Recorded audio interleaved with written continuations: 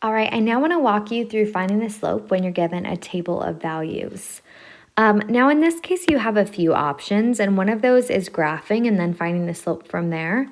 Although in this case, since I don't already have a graph written down, that kind of seems like extra work when I could do this in an easier way. So once again, we want to review what slope is. Remember, slope is our change in y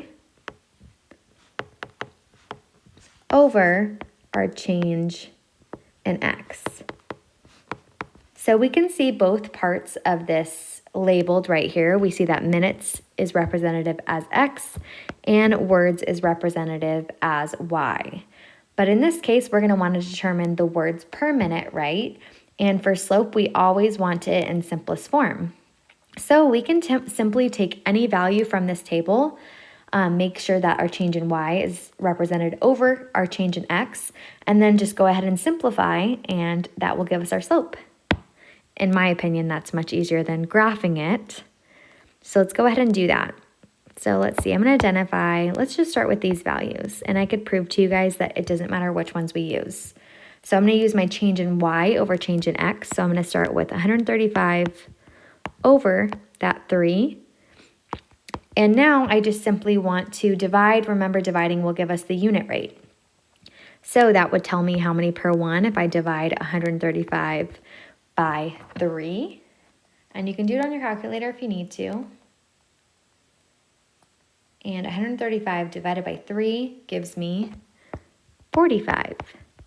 So that means my slope would be 45. And in this case, what does that tell me about the data?